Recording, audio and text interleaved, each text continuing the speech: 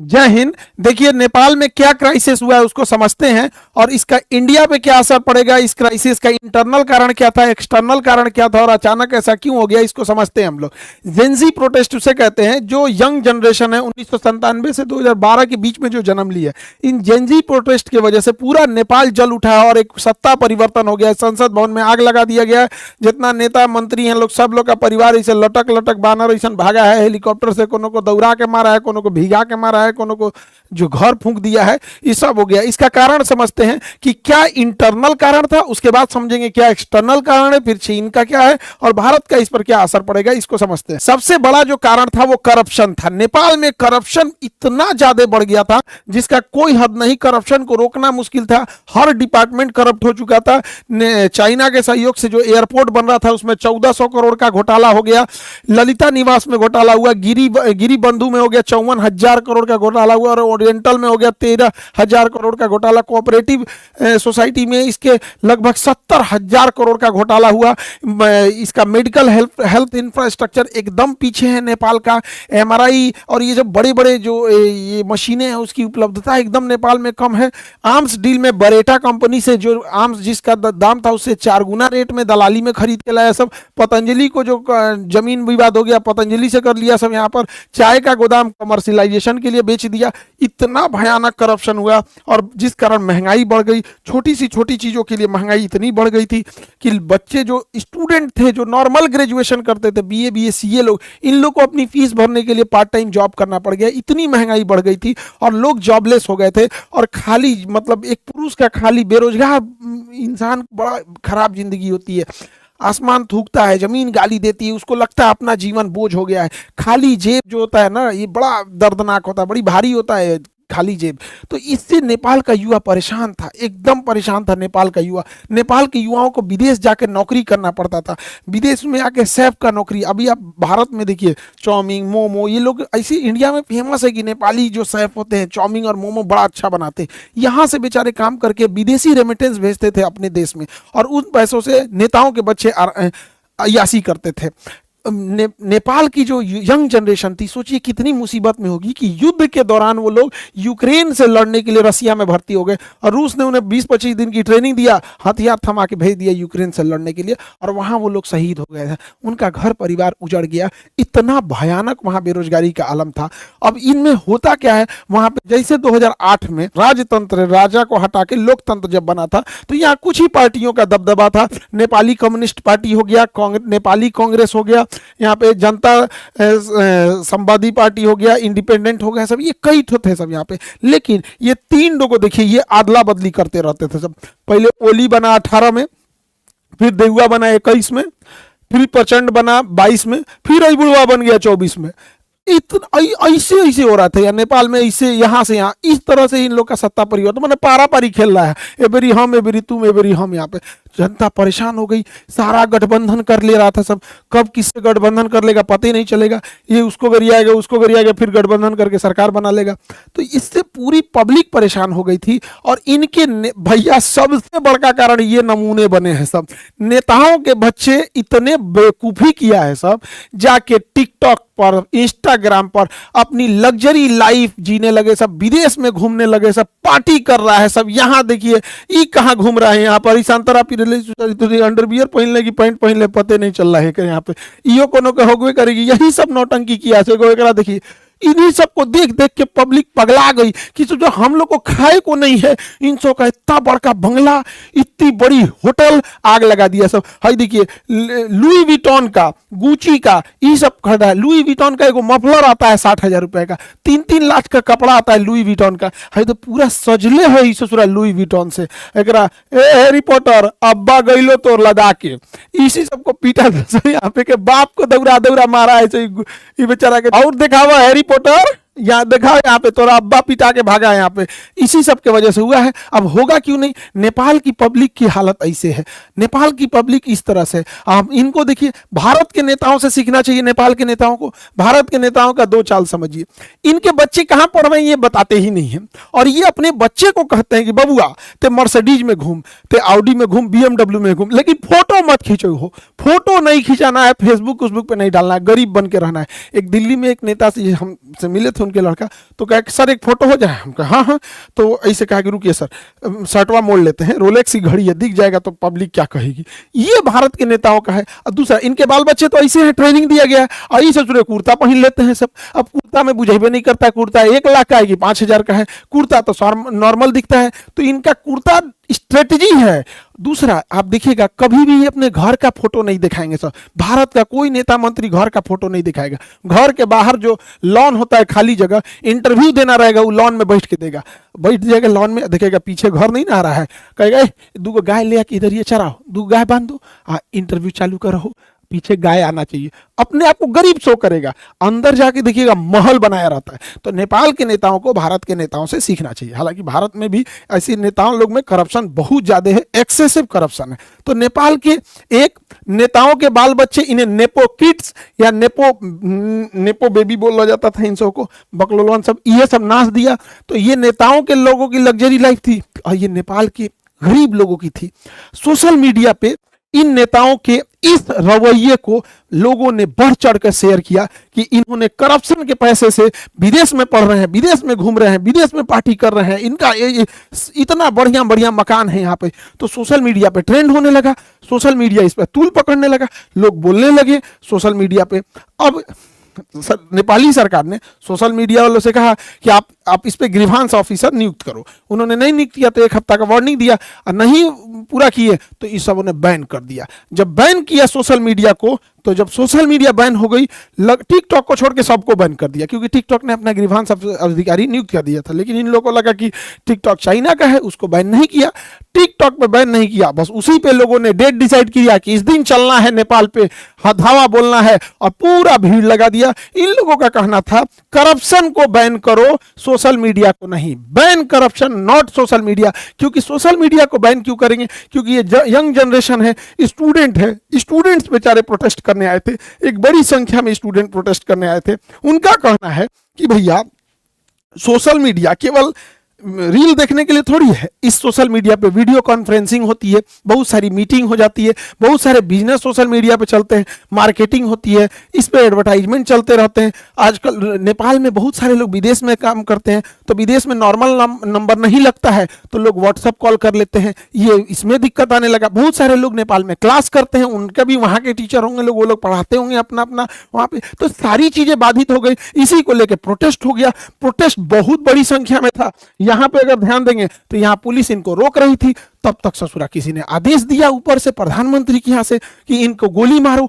और जानते हैं इन्होंने क्या किया? एकदम माथा पे गोली मारे हैं सब।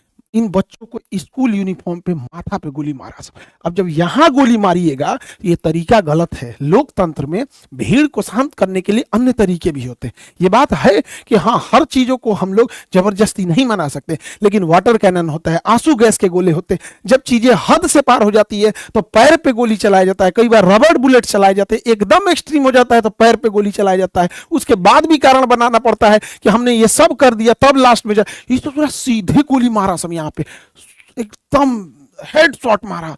इसके वजह से जो लोग प्रोटेस्ट में नहीं भी उतरे थे वो सब के सब लोग प्रोटेस्ट में उतर गए और कहें अब की बार तो ओली सरकार को उजाड़ देना है, करप्शन को खत्म ही कर देना है। लोगों ने ऑफिसेस तोड़ दिए, सब जगह तहस नहस कर दिया, संसद भवन को आग लगा दिया, कहा कि चट्टा यहीं से बैठ के करप्शन करता है सब, और यहां से नेताओं को इसे लदा लदा भागना पड़ा है। और समय रहते ये लोग ईमानदारी से काम किए रहते तो आज ये नौबत नहीं आई रहती। नेपाल से ये लोग भाग गए हैं, किसी को डुबा के मारा, लसड़ा के मारा, मूड़ी फोड़ दिया, कपार फोड़ दिया, को जिंदा जला दिया। ये सब पूरी तरह से नेपाल को तबाह तबाह कर दिया। नेपाल में एक हामी नेपाल करके एनजीओ था जो भूकंप के समय मदद कर रहा था। सूडान गुरुम इसको नेतृत्व कर रहे थे, और इधर एक काठमांडू का मेयर बालेन शाह, ये लोग इसको एक तरह से लीड कर रहे थे। हालांकि भीड़ इतनी ज्यादा हो गई और पुलिस की गोली वजह से ये घटना और ज्यादा उग्र हो गई। हालांकि इसे कंट्रोल करने का बहुत हद तक आंदोलन को कंट्रोल कर लिया गया है। सेना कमांड को संभाल चुकी है। सेना ने आदेश दिया जनरल ने कि आप सब लोग अपने इतने जगह पे लौटेंगे, और अभी के तौर पे अंतरिम सरकार सुशीला कार्की को दिया गया है। जिस तरह बांग्लादेश में दिया गया वहां पर यूनुस खान को, उसी तरह दिया गया यहाँ सुशीला कार्की को। ये भारत के बीएचयू यूनिवर्सिटी से पढ़ी थी, वहां पर चीफ जस्टिस रही, पहली महिला मुख्य न्यायाधीश रही। अभी इनके हाथों में अंतरिम सरकार है, बाद में ये लोग इलेक्शन करेंगे। अब ये खुद ही कंफ्यूजन में है कि राजशाही नहीं था कि इलेक्शन कराया जाए। एकदम परेशान है लोग, नेपाल की स्थिति एकदम गड़बड़ है। कुछ चीजें नेपाल में गड़बड़ हुई हैं जो नेपाल के क्रांतिकारियों को नहीं करना चाहिए था। पहला कि इन्होंने सुप्रीम कोर्ट की बिल्डिंग जला दी, उसमें सारे डॉक्यूमेंट जल गए। कौन नेता करप्ट था ये भी खत्म हो गया। कोई ठीक नहीं, ससुरा नेता में जलवा दिया होगा सब कि बाकी में नया सरकार आएगी तो हमारा फाइल निकलवाएगी, जल गया यहाँ पे। दूसरा गलती क्या कि इन्होंने जेल तोड़ के 13,000 से ज्यादा कैदियों को रिहा कर दिया। अब जो कैदी रिहा हुए हैं सब, भारत में आने का तो वीजा नहीं मिलता है, उसको सोचा भारत में घुस जाएगा सब। अगर भारत में नहीं भी घुसा सब तो कैदी था सब ने, उसको नहीं छोड़ाना चाहिए। हाँ, राजनीतिक कैदी रहते तो समझ में आता है, क्रिमिनल्स को काहे छोड़ा दिए। यहाँ पे पुलिस ने मास सरेंडर किया, लोग पुलिस को मारे। पुलिस तो खैर करप्शन कर, गोली चलाएंगे लोग तो पब्लिक छोड़ देगी, माथा पे गोली चलाएंगे पुलिस, उसके बाद कहेंगे भाई आदेश आ रहा है तो आप हवाई फायरिंग कीजिए, आंसू गैस मारिए, मारेंगे गोली तो पिटाएंगे कहीं नहीं, पिटा गए यहाँ पे। लेकिन इससे भारत को क्या हुआ, भारत को एक लॉस लगा। अनस्टेबल नेपाल कभी भी भारत के लिए ठीक नहीं है। दूसरा, भारत सरकार अभी काला पानी लेपुलेख विवाद चल रहा है, आप अब नेक्स्ट वीडियो उस पर बना देंगे ताकि आप लोग को ज़्यादा क्लियर समझ में आ जाए। लेकिन एक बड़ा दुख के साथ ये कहना पड़ता है ना, नेपाल भाइयों लोगों को भी समझना चाहिए, एक ऐसा ट्रेंड बन गया है नेपाल में, हम लोग जान भी दे देंगे ना तो नेपालियों को लगेगा कि भारत हम लोग के लिए खिलाफ है। उनको चाइना ही अच्छा लगता है। हम लोग को क्या ही कर सकते हैं उन लोग के लिए, नेपाल के लिए क्या नहीं किए हम लोग। लेकिन उनको नेपालियों के दिल में बैठा है कि भारत ही खराब है। यहाँ पे ऐसा नहीं करना चाहिए। हमारा रोटी और बेटी से रिश्ता है। हमारे यहाँ आज भी शादियाँ बिहार नेपाल और बिहार यूपी जो एरिया सटता है वहाँ से हो जाती है।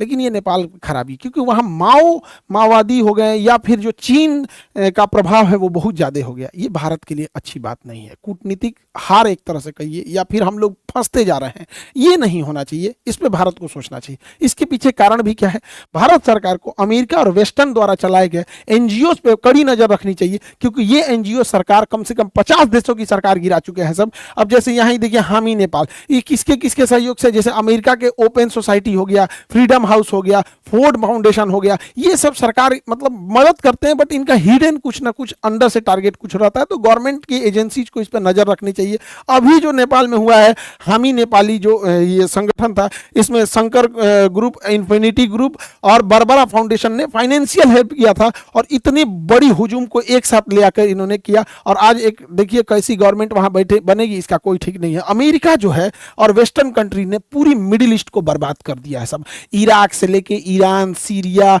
अफगानिस्तान, यमन, सब तबाह कर दिया है सब। अब जब इसको पूरी तरह तबाह कर दिया है सब, तो जहां से मन वहां से पेट्रोल लेके चल जाता है। हम लोग को पेट्रोल मिलता है महंगा, और ये सब मार धार के अपने चमचा सरकार को बना देता है सब। किसी को बना देगा अयोग्य व्यक्ति को, कहेगा 50% हम ले जाएंगे। तो यहाँ बर्बाद के अब इनकी नज़र एशिया पे है। इधर श्रीलंका, बांग्लादेश, म्यांमार, नेपाल, पाकिस्तान, इसको अब अनस्टेबल करना चाहते हैं सब। ये सोशल मीडिया और किस तरह से ये काम करते हैं सब एनजीओ की मदद से, इसको समझने की जरूरत है। देखिए, सर्बिया एक देश था, सन 2000 में सर्बिया रसिया का फेवर करता था। 2000 में बुलडोजर क्रांति लाया सब, और सर्बिया की सरकार को कहा सब कि सरकार करप्ट है, ये है वो है, एक नैरेटिव सेट किया, सरकार को गिरा दिया। अभी जो सरकार है वो अमेरिका की फेवर की है, रूस की फेवर की नहीं है। उसी तरह जॉर्जिया एक देश है, जॉर्जिया उसी के पास है, सर्बिया इस साइड में जॉर्जिया। 2003 में जॉर्जिया में रोज रेवोल्यूशन लेके चले आए सर। रोज रेवोल्यूशन में क्या था, जॉर्जिया जो था रसिया के फेवर में था। तो ये अमेरिका वगैरह सोशल मीडिया, और ये उस समय तो मतलब इतना नहीं था सोशल मीडिया 2003 में, लेकिन एनजीओ वगैरह की मदद से इस सब ने क्या किया, वहां पर रोज रेवोल्यूशन लाया और सरकार को गिरा दिया। अभी जो सरकार है वो अमेरिका के फेवर में है। उसी तरह से देखेंगे यूक्रेन में 2004 में ऑरेंज रिवोल्यूशन ले दिया और कहा कि हम लोग यूरोप में मिलना चाहते हैं, रसिया में नहीं, रसिया को कमजोर करने के लिए। फिर 2014 में यूरोपीय मेडन आंदोलन किया गया, पेट्रो यानुकोविच को यहां से डिथ्रोन किया गया। उसी समय क्रीमिया रसिया ने कब्जा कर लिया था। अभी की जो जनरेशन है उसको इतना पुराना नहीं याद आता है, लेकिन अभी उसी सब के वजह से अभी भी यूक्रेन में लड़ाई चल रही है। देखिए, जो जो सरकार रसिया के फेवर में थी, कैसे कैसे अमेरिका ने गिराया है।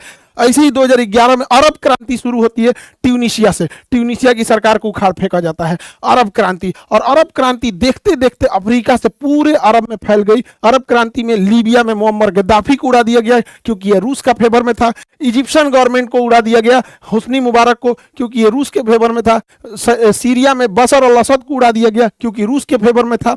यमन से शेख अब्दुल्ला साले को उड़ा दिया गया क्योंकि ये रसिया के फेवर में था। ये सब अमेरिका की चाल है। अभी भी नहीं समझ में आएगा तो बहुत दिक्कत हो जाएगा। ये सोशल मीडिया हम 20 बार कहते हैं, इस पर इंडिया का अपना कमांड होना चाहिए, नहीं तो फिर हम लोग मुख्य दर्शक बन के ऐसे ही देखते रहेंगे। 2021 में म्यांमार में क्या हुआ? म्यांमार में सरकार हटा दिया गया आंग सान सू की, ये भारत के फेवर में थी, और यहाँ जुम्टा की सरकार बना दिया गया, सैन्य तानाशाही जुम्टा की। हुआ क्या? 2017 से 2021 तक म्यांमार से रोहिंग्या भारत में घुस गए। आज रोहिंग्या भारत की एक बड़ी समस्या बन चुके हैं। लेकिन अभी बताइए, इलाज से अच्छा बचाव होता है। यहाँ स्टेबल रहता तो भेज सकते थे, अभी कहाँ भेजेंगे? इन सबको भारत की एक बड़ी समस्या बन चुकी है रोहिंग्या यहाँ पे। वैसे ही 2022 में आप देखिए श्रीलंका में हमारी जो फेवर की सरकार थी, अभी चाइना की फेवर की सरकार आ गई है, हटा दिया गया। उसी तरह आप देखे होंगे यहाँ पे मालदीव में यही हो गया। आप पाकिस्तान में देखिए 2022 में इमरान खान, चचवा मेरा, इसको इमरान खान को डिथ्रोन कर दिया। सब क्या आरोप लगाया? सब कि इन्होंने जो गिफ्ट मिला था उसे तोहफा में रखना चाहिए था तो पर्सनल यूज कर लिया। दूसरा, इन्होंने जो दूसरी शादी की थी तो तलाक के बीच में इद्दत का जो टाइम दिया जाता है लगभग 3 महीना, वो पूरा नहीं किया तो शादी टाइम से पहले कर दिया।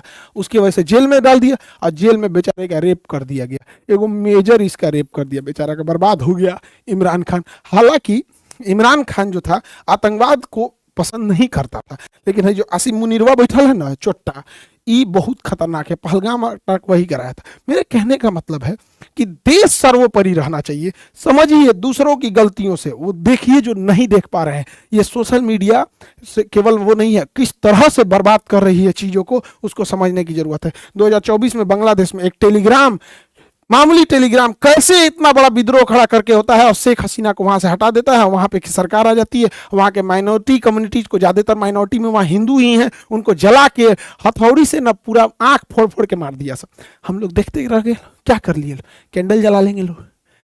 हम लोग को सचेत होने की जरूरत है क्योंकि ये सब स्लीपर सेल का काम करते हैं सब। यहाँ पे इतनी ज्यादा डिपेंडेंसी भारत की हो गई है इनके ऊपर जिसका कोई हद नहीं। गूगल का केवल एक चीज नहीं है, गूगल का यूट्यूब है जिसपे आप हमको देख रहे हैं, ये गूगल का, इसी का प्ले स्टोर है जिसपे से आप जोमेटो, आप यूपीआई हिंतन डाउनलोड करते। इससे नहीं डाउनलोड करेंगे तो क्रोम से करेंगे, तो दोनों तो भैया एक है। यहाँ पे मेल किससे करिएगा? आप कोई भी नया एप्लीकेशन रह गया मेल करना पड़े, ये भी इसी का है। अब सब छोड़िए ना, मोबाइलवा तो एंड्रॉइड है, मोबाइल सैमसंग का लीजिए, वीवो का लीजिए, किसी को लीजिए, लेकिन उसके अंदर जो सॉफ्टवेयर है वो एंड्रॉइड है। एंड्रॉइड किसका है? इसी गूगल का है। अच्छा, कई लोग कह रहे हैं कि अच्छा मीडिया में, कई मीडिया, भारत की मीडिया को तो जानते ही हैं, उनका कहना है कि शाह खान सर ने बताया कि प्ले स्टोर नहीं है तो एप्पल स्टोर यूज कर लेंगे, प्ले स्टोर नहीं है तो सैमसंग का यूज कर लेंगे, प्ले स्टोर नहीं है तो अमेजोन का यूज कर लेंगे। अरे बैल बुद्धि, हमरा गूगल से थोड़ा ना दुश्मनी है, हमरा बस इस बात की शिकायत है कि ये हमारा नहीं है, विदेशी है। तो आइयो तो विदेशी है, आइयो तो विदेशी है, आइयो तो विदेशी है। ये कौन बात हुआ कि आसमान से गिर के खजूर पे अटकेंगे कि गूगल बंद हो जाएगा तो एप्पल यूज कर लेंगे, सैमसंग यूज कर लेंगे, अमेजोन। अरे तरीका कौन समझाएगा रे मेरे भाई कि हमको प्रॉब्लम गूगल से नहीं, हमें बस ये है कि हमारा अपना होना चाहिए, न कि विदेशी होना चाहिए। जब बैल बुद्धि मीडिया को क्या समझाएं हम। यहाँ पे जीमेल के जगह हमें अपना मेल यूज करना चाहिए, भारत मेल, भारत मेल। तो मीडिया के कुछ बंधु ये कह रहे हैं कि जीमेल की जगह भारत मेल लोग अपनाएंगे। क्यों नहीं अपनाएंगे? तो होना चाहिए, उतनी सोच होनी चाहिए। हम भारत मेल लाएं, जितनी भी योजनाएं हैं भारत सरकार की, चाहे वो जनधन योजना हो, चाहे वो राशन योजना हो, खाद बांटना हो, एलपीजी सिलेंडर बांटना हो, उसका ओटीपी मेल, जीमेल पे ना जाके भारत मेल पे जाएगा। वोटर कार्ड का वेरिफिकेशन भारत मेल पे जाएगा। आधार कार्ड का वेरिफिकेशन गूगल जीमेल पे ना जाके भारत मेल पे जाएगा। इनकम टैक्स, जीएसटी, टीडीएस, ये सब का कहाँ जाएगा? भारत मेल पे जाएगा। मजबूरी बनेगी लोगों को जीमेल के साथ साथ भारत मेल भी रखना। एफआईआर, कोर्ट, जितने बच्चे एग्जाम दे रहे हैं, एग्जाम का फॉर्म भारत मेल पे लिखा जाएगा, उनका एडमिट कार्ड भारत मेल पे होगा। तो इससे होगा क्या? लोग आने वाले 4-5 सालों में गूगल मेल, जीमेल के साथ साथ भारत मेल भी रखेंगे। तो पहले पैरेलल रखना चालू किएंगे, उसके बाद धीरे धीरे शिफ्ट कर देंगे। सोच होनी चाहिए। अब हाथ पे हाथ रख के रहेंगे, अरे नहीं हम ऐसा नहीं करेंगे। अरे भैया, मोदी जी ने एक बार बोल दिया था मालदीप ना जाके लक्षद्वीप जाओ, मालदीप की अर्थव्यवस्था हिल गई थी। मोदी जी ने एक बार बोला था थाली बजाओ, पूरा देश थाली बजा दिया था। तो पूरा देश जीमेल की जगह पे इसके नहीं शिफ्ट होगा? उतना होना चाहिए। अजीब हाल है भैया। देश प्रेम बड़ा होता है, सरकार प्रेम नहीं, दोनों में अंतर होता है यहाँ पर। तो देश सर्वोपरि होना चाहिए। हमारा झुकाव जाति धर्म राजनीति पार्टी से ऊपर उठ के हमारा झुकाव देश के प्रति होना चाहिए। हम यहाँ भी कहते हैं कि हमारा खुद का एप्लीकेशन है खान ग्लोबल स्टडी, जिसपे 15 मिलियन बच्चे पढ़ते हैं। एप्लीकेशन, यूट्यूब नहीं, एप्लीकेशन। वो एप्लीकेशन प्ले स्टोर पे। यदि भारत सरकार अपना भारत प्ले स्टोर बनाती है, हम पहले शिक्षक होंगे कि हम इस 15 मिलियन को छोड़कर उस पे चले जाएंगे, क्योंकि यह हमेशा हम लोगों को ब्लैकमेल करता है कि 30% एक्स्ट्रा चार्ज लेंगे। पूरे भारत के शिक्षकों से कहते हैं कि आप लोग बताइए, क्या इस बात का यह धमकी नहीं देता है गूगल? हम लोग इसको छोड़ेंगे, ये हमारी जिम्मेदारी होती है, देश के प्रति हमारी जिम्मेदारी होती है। आज 25 मिलियन सब्सक्राइबर हैं यूट्यूब पर, लेकिन ये डायमंड प्ले बटन आया था ना, हम कभी दिखाए नहीं। सभी लोग को धन्यवाद हाथ जोड़कर जो आप लोगों ने 25 मिलियन बनाया और विश्व का सबसे बड़ा एजुकेशन चैनल बनाया। लेकिन जब ये डायमंड प्ले बटन आया ना, इतना खुशी होता। अगर इसके बीच में अगर भारत का रहता तो अशोक चक्र बना रहता, अशोक स्तंभ बना रहता। जब मेरा 1 मिलियन हुए थे ना, तो गोल्डन प्ले बटन आया था। तो पापा को हम दिखाए ना, तो पापा बोले कि कितना अच्छा रहता है, इस पे तिरंगा बना रहता, ये विदेश का है। तो पिताजी बोले थे कि हमारी आवाज़ कोई नहीं सुनेगा, तुम अगर इस लायक हो जाना ना तो आवाज़ जरूर उठाना। ये मत कहना कि तुम भूल जाओ कि तुम्हें सुविधा मिल रहा है। आवाज़ जरूर उठाना कि एक भारत का अपना होना चाहिए। वरना हमको देश प्रेम है तभी हम यूट्यूब पे खड़ा होकर कह रहे हैं कि यूट्यूब की जगह भारत का होना चाहिए। वरना 25 मिलियन को तो बहुत पैसा देता है यूट्यूब, क्या जरूरत रहती है? तो सरकार प्रेम और देश प्रेम दोनों में अंतर होता है। हम स्वयं कहते हैं कि भारत का रहता तो बहुत ज्यादा खुशी होती। आज नहीं होगा, 10 दिन बाद होगा, 10 साल लगेंगे, 20 साल लगेंगे, लेकिन अगर हम शुरू ही नहीं करेंगे तो कभी मंजिल पे नहीं पाएंगे। मंजिल मिले या ना मिले ये मुकद्दर की बात है, लेकिन हम कोशिश ना करें ये गलत बात है। तो ये देश प्रेम हम इसीलिए कहते हैं, वरना 25 मिलियन पे तो बहुतों सुविधाएं मिलती रहती हैं यहाँ पर। लेकिन जो देश प्रेम है, जो इस ये हम कभी आप लोग को दिखाए हैं, ये रखा हुआ है हमारे यहाँ। बस यहाँ एक तो तिरंगा झंडा बना देता ना इस डायमंड प्ले बटन पे, 4 चांद लग जाता है इस डायमंड प्ले बटन पे। लेकिन क्या कीजिएगा, कुछ दिन होगा, कोई ना कोई लोग कहेगा, मीडिया वाला कह रहा है कि खान सर पागल हो गए यहाँ पे, अपन गूगल और यूट्यूब बनाने के लिए कह रहे हैं। कभी ना कभी तो सुनेंगे। मोदी जी से उम्मीद है कि जरूर करेंगे, नहीं तो देश को अनस्टेबल कर देंगे सब। ये सब विदेश वाले सब, इन पर कभी भरोसा नहीं करेंगे। भैया, आज से 3 साल 4 साल पहले भी हम क्लास में बोले थे कि 2000 का नोट जो आया है ये गलत डिसीजन है, इसको चेंज करेगी सरकार, मजबूरी हो जाएगी चेंज करना। कल से लाल वाला नोट नहीं चलेगा, 2000 वाला को साइड कर रहे हैं। 2000 के नोट को गवर्नमेंट की लानी मजबूरी थी, क्योंकि अचानक नोट बंद हुआ, मार्केट में पैसा देना था, छोटा नोट छापने में टाइम लगता है, इसलिए पहले उस सप्लाई को पूरा करने के लिए 2000 दिया गया। सप्लाई, अब जब सप्लाई पूरा हो गया, अब बैंक वाला धीरे धीरे उसको रखते जा रहा है। अब आपके एटीएम से 2000 का नहीं निकलता होगा, निकलता है, रेयर हो गया है।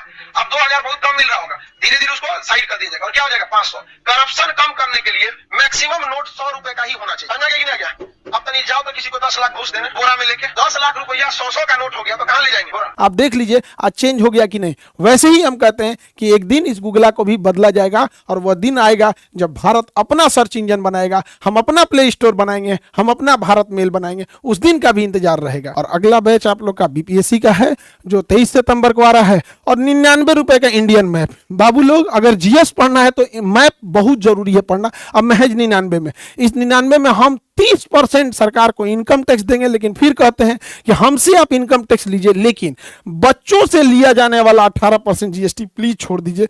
हमें अपना स्वार्थ रहता तो हम कहते हैं कि इनकम टैक्स मत लीजिए, लेकिन हम कहते हैं आप लीजिए, लेकिन बच्चों का प्लीज। अभी 99 रुपया में आप 18% जीएसटी लेंगे, बचवा सबको अफसोस लगता है।